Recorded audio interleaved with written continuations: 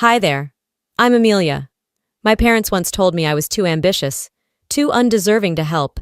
They gave my sister a beautiful lake house, while I was left fighting for scraps. But what hurts more than betrayal is realizing it was never about love. It was about control. They stole my trust, forged my name, mortgaged everything, without a second thought. And the day I found out, it didn't break me. It built the fire that burned everything fake between us. How far can family go before they stop being family? The night before my scheduled meeting with the bank, I sat in my tiny apartment, notebook open on my lap, hopeful for once. Maybe, just maybe, my parents would recognize how hard I'd worked to get here. Maybe they'd want to help their daughter finally own her first home. The ringtone snapped me out of my daydream. "Mom and Dad," flashed across the screen. I grabbed the phone so quickly, I nearly dropped it. "Hi, sweetheart," my mother's voice cooed. "We've been thinking about you, about your situation." Something about the way she said situation made my stomach knot. Before I could respond, she continued, "Your father and I talked, and we don't think helping you buy a house is the right move right now." The words hit harder than I expected. I tried to process, to find a way to salvage the conversation. I thought, maybe, after everything, Dad cut in, his voice gruff, impatient. "You're too ambitious, Amelia. Always chasing, pushing. Men don't like women who act like that. It's time to slow down, find someone, settle. You're not getting any younger, you know." It felt like the floor dropped out from under me. Years of independence, sacrifice, late nights building my business. They reduced it to some desperate need for a husband? "I understand," I managed, even though I didn't, not even close. I gripped the notebook tighter, the pages bending under my fingers. "Thanks for letting me know." "Love you, honey," Mom said, a little too brightly, before hanging up. The call ended. The apartment felt colder somehow, emptier. I stared at the wall across from me, the colorless beige seeming to stretch on forever. This wasn't just about money. This was about control. Always had been. When Dad lost his job 5 years ago, who picked up their mortgage payments? When Mom needed surgery, who covered the deductible insurance wouldn't? Me. It had always been me. Quietly, without asking anything in return. Yet here I was. Ambitious? Yes. And apparently punishable for it. I closed my notebook and set it aside carefully. No slamming, no drama. They would never see my anger. They didn't deserve the satisfaction. If building a life meant walking this road alone, so be it. I'd been doing it alone for years anyway. I just hadn't admitted it to myself until now. I turned off the lamp, letting the darkness settle around me. Somewhere deep inside, something shifted. A quiet, sharp line being drawn in permanent ink. They had closed the door. I wasn't going to knock again. The morning after that decision carved itself into my bones, I went through the motions. Coffee, emails, more coffee. The world outside my window spun on, uncaring of the silent war unraveling inside me. Weeks passed in a strange blur, each day sharpening the edges of my resolve. 2 weeks later, sitting in the same threadbare armchair, I scrolled mindlessly through Facebook while sipping lukewarm coffee. My thumb froze mid-scroll. There it was. A post from my mother. "Wanda Carter feeling blessed," the caption screamed above a collage of smiling faces, my parents, Carla, and behind them, a sprawling, sun-drenched lake house. Balloons spelled out, "Congrats, Carla," over a pristine wooden deck.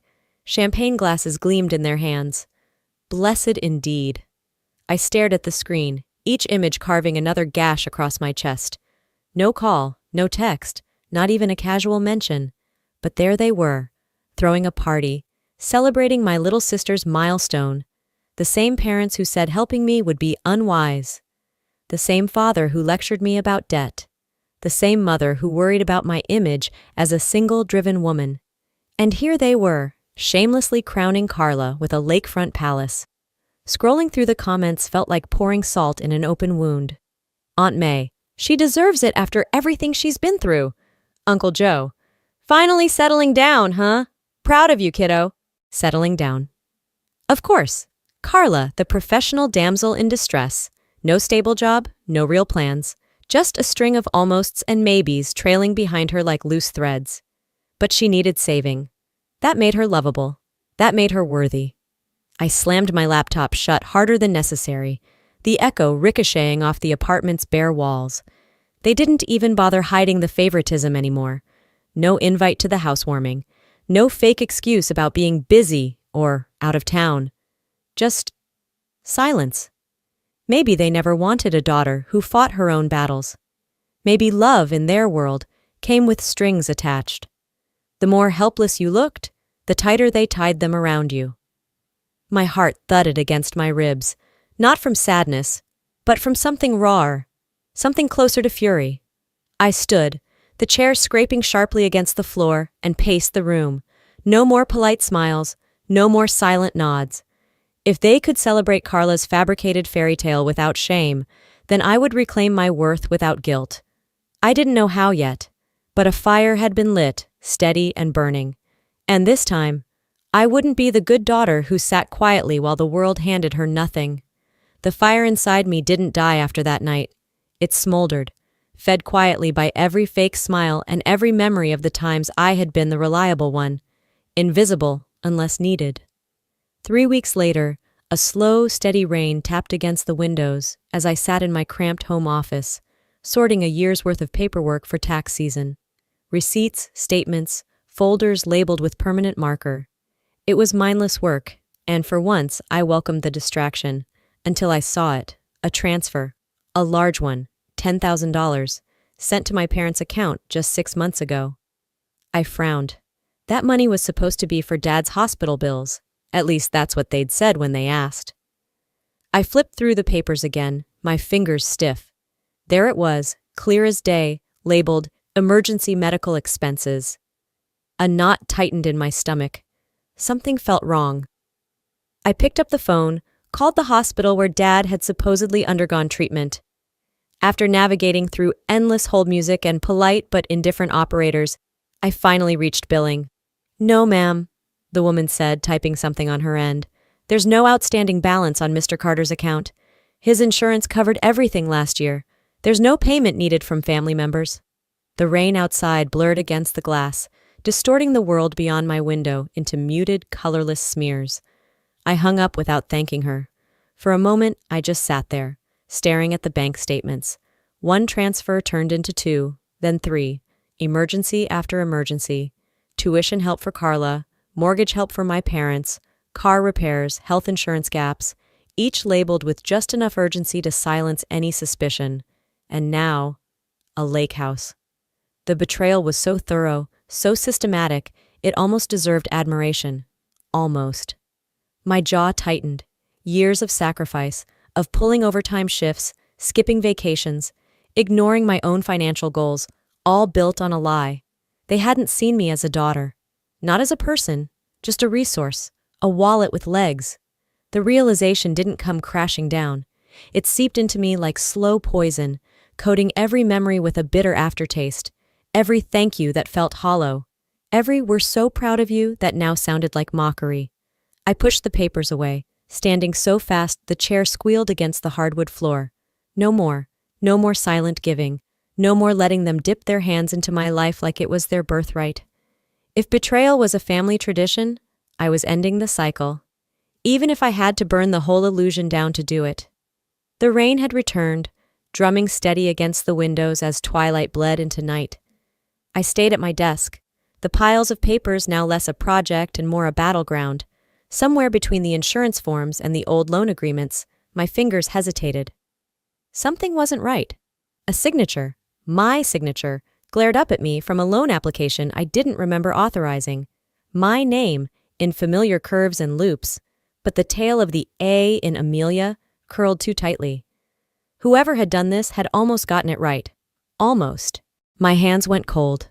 I flipped through the stack with growing urgency, my breath quickening with every page. There it was again. And again. Student loans for Carla, a refinancing document for my parents' mortgage, even a personal line of credit tied to my name but never touched by me. It wasn't sloppy. It was meticulous. Planned. I leaned back in the chair, the fake leather creaking under me. My mind raced through the possibilities, each one darker than the last. This wasn't some impulsive mistake. This was a system, a long, carefully orchestrated theft of not just my money but my identity. They hadn't just leaned on me for help. They had stolen my trust and forged it into shackles. My stomach twisted violently, but no tears came. Only a sharp, brutal clarity. I thought about every time my parents had praised me in public, for being so responsible, for being such a blessing. What a joke. They hadn't been proud of me. They had been proud of how easily I could be used. I grabbed my phone, thumbs flying over the screen. I typed a message to my mother, to my father, to Carla. Cold, clipped, undeniable. I know about the signatures. I stared at the message, my finger hovering over send. No, not yet. They weren't ready for the war they had started. And I wasn't going to warn them before I was fully armed. Instead, I saved the draft, tucking it away like a loaded gun. Next time they crossed a line, it wouldn't be silence they received. It would be fire. Morning came with a cold determination threading through my veins. I dressed with mechanical precision, slipped into my coat, and drove to the bank. Not to beg, not to borrow, but to lay foundations for my own future, not the wreckage they'd tried to leave me in. The meeting was supposed to be routine, checking on my savings, exploring investment options. Routine until it wasn't. The banker, Mr. Lyle, a graying man with kind eyes, frowned at the screen longer than usual. He leaned forward, voice dropping low like we were conspiring. "Miss Carter," he said carefully, "did you co-sign a second mortgage recently?" The words hit like a slap. "No," I said sharply. "Why?" He hesitated, then turned the monitor toward me. There it was, black and white.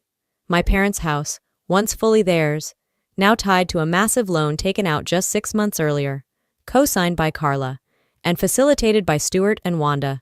Not a whisper to me, not a courtesy call. They had put everything they had on the line. Not for me. For Carla. The bile in my throat burned hot as fire. "Can I see the documents?" I asked, my voice a scalpel. Minutes later, I sat in a private room, flipping through copies. My name wasn't there, thank God, but it didn't lessen the sting. My family had mortgaged the home I grew up in, risked losing it, to bankroll my sister's fantasy life by the lake. No conversations, no warnings, just betrayal signed in ink and sealed with champagne smiles. I traced the shaky signatures.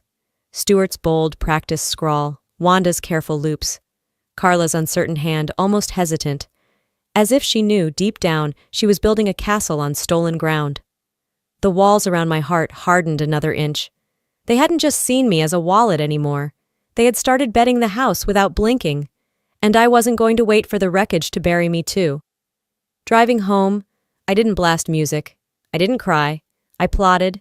Each breath was a brick stacking in my own fortress. I sat down at my desk and drafted a letter. Formal, cold, and precise. A certified warning. Any further attempt to tie my name to financial dealings without my explicit written consent will be met with full legal action. I printed 2 copies, one for my records, one for them. I sealed it, addressed it, and set it aside with grim finality. Family, once lost to greed, became nothing more than strangers in shared blood. And if they thought my silence meant surrender, they were about to learn just how loud war could be. The letter was sent. The silence that followed wasn't peace. It was a pressure cooker set on high. I could feel it hissing under the surface, waiting for the first crack to split everything wide open.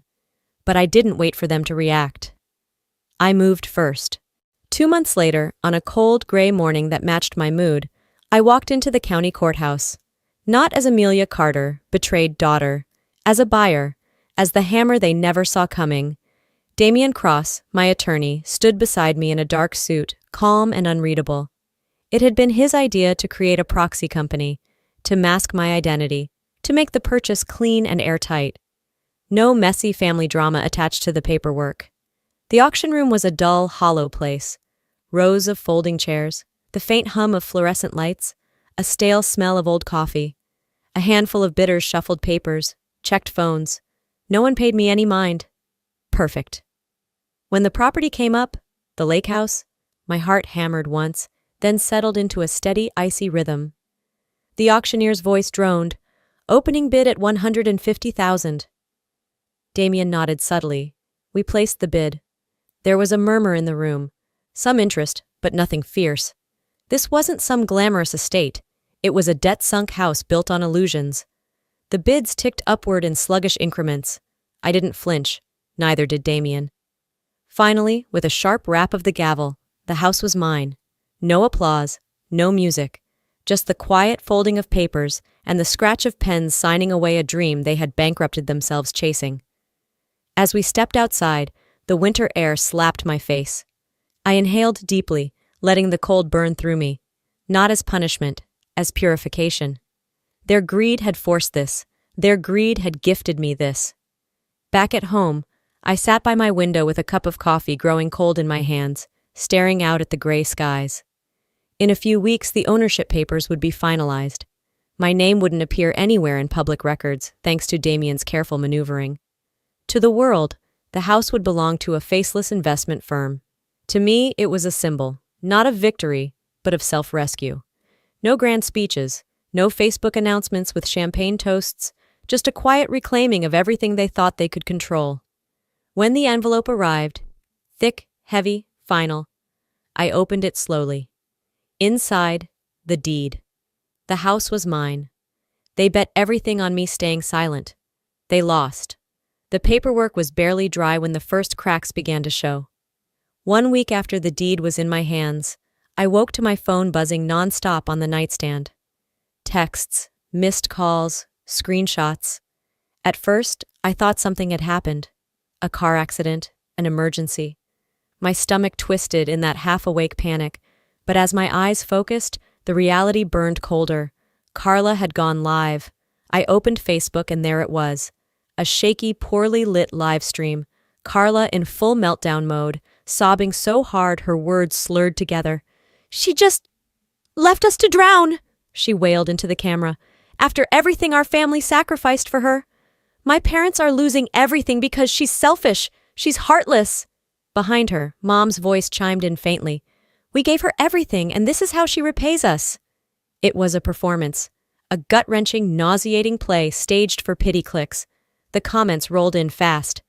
"How could a daughter do that? Stay strong, Carla. Family should stick together." I put the phone down carefully like it might explode. It wasn't enough for them to stab me quietly anymore. Now they wanted to parade my blood around for sympathy. Hours later, the second strike came. Articles started popping up on local news sites, tiny blogs, Facebook groups, even the church bulletin's online board.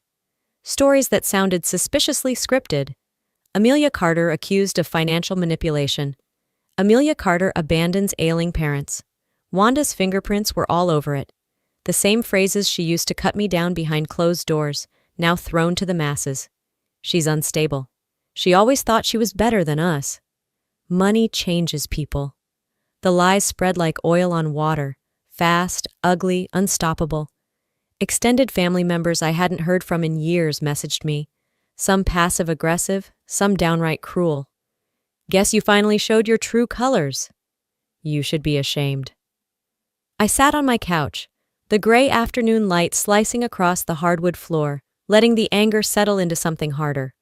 Something surgical. This wasn't a family misunderstanding anymore. It was war. I didn't respond. I didn't explain. I called Skyla, my attorney friend who knew exactly how dirty these battles could get. "Screenshot everything," she advised crisply. "Save every post, every comment, every message. Don't engage. Build your case." So I did. Quietly, methodically. Every tear Carla cried into her front-facing camera. Every lie Wanda spun to some desperate Facebook group. Every sneering comment from distant cousins who didn't know the first damn thing about my life. Saved, cataloged, admissible. They wanted a public execution. I was building a legal arsenal. Let them scream into the void. I would answer in court. The envelope arrived on a Tuesday morning, dropped unceremoniously through my apartment mail slot. A thick packet, official, heavy in my hands, stamped in bold red. Legal notice. I didn't need to open it to know what it was. I knew them too well. Still, I sliced it open, reading each page slowly like sharpening a blade. Stuart Carter, my father, was suing me for control of the lake house, accusing me of elder exploitation, claiming I had manipulated my parents into losing everything. Attached, another bomb. Carla filing a personal claim stating I owed her thousands in unpaid family debts.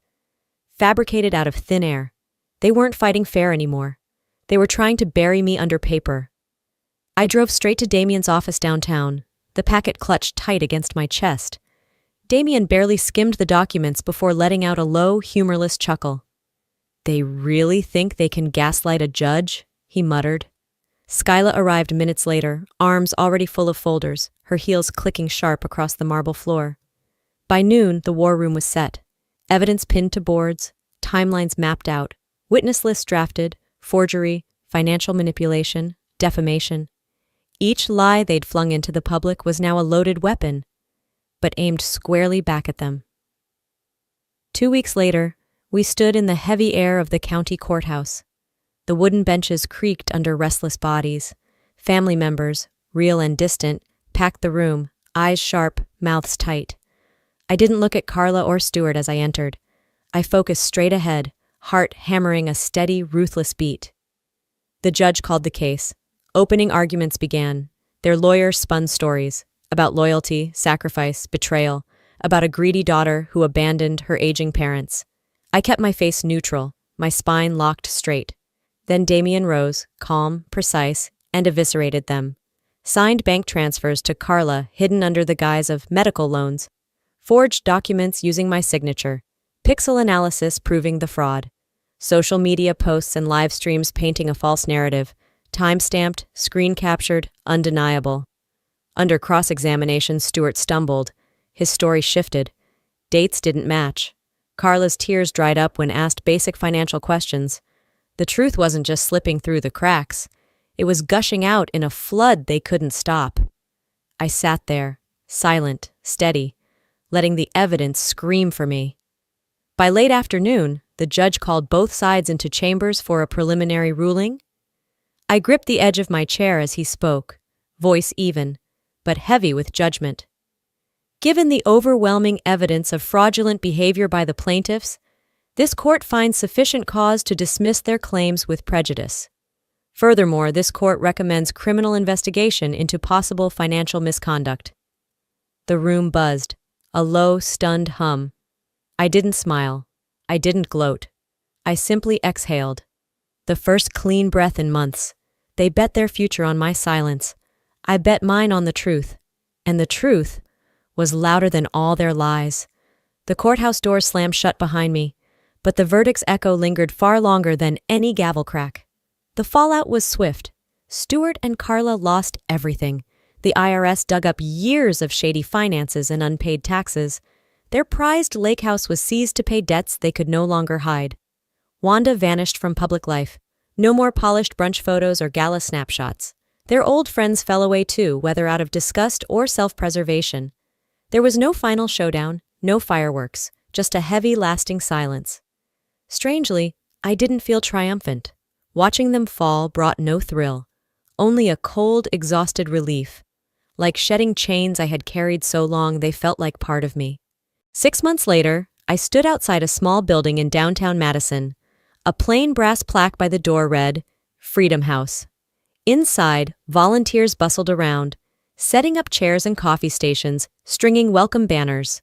Tonight was the official launch, a center to help women escape financial abuse, offering legal aid, financial classes, emergency housing. A place I desperately needed once, but had to survive without. I tucked a strand of hair behind my ear, heart pounding, not from fear, but from purpose. Across the street, a local news crew was setting up. A few reporters mingled. I caught sight of Skyla and Damien chatting by the snack table, their easy smiles grounding me. The ceremony was simple, a few brief speeches, some quiet applause, no champagne, no big gestures, just a stubborn belief that broken beginnings could still grow into something good. After the last guest left, I wandered the main room alone, running my fingers along the new welcome desk, the resource wall, the rows of pamphlets full of hope. The scars of the past were still there. Some nights, I woke up gasping, Flashes of forged signatures and courtroom scenes still haunting me, but they no longer owned me. They marked me. They shaped me. And now they led me forward. As the first light of dawn crept across the sky, I stepped outside, pulling my coat tight against the chill. Behind me, Freedom House glowed warm against the breaking day. Ahead of me, the world stretched wide and waiting. Freedom isn't about forgetting your scars. It's about living boldly with them. In the end, what this journey taught me is simple. Silence does not protect you. It only delays the moment you must stand up and fight for your worth. If your own family can't see your value beyond what you provide, it's not your failure. It's theirs. Healing doesn't mean forgetting. It means choosing to build a future where your scars remind you of your strength, not your shame. I learned that freedom isn't something anyone hands you. It's something you build, brick by brick, even when your hands are shaking. And maybe, just maybe, your greatest act of love for yourself is walking away from those who never truly loved you at all. Now, I'd love to hear from you. Have you ever had to walk away from someone you loved because they only saw you as what you could give them? What did standing up for yourself teach you? Drop a 1-inch in the comments if this story touched your heart, or tell me where you're watching from. And if you didn't quite connect with it, let me know why. I welcome all perspectives. If you found value in this journey, please subscribe to the channel so you don't miss the next powerful story we'll share together. Let's keep building a community where truth, strength, and healing matter. Thank you for being here.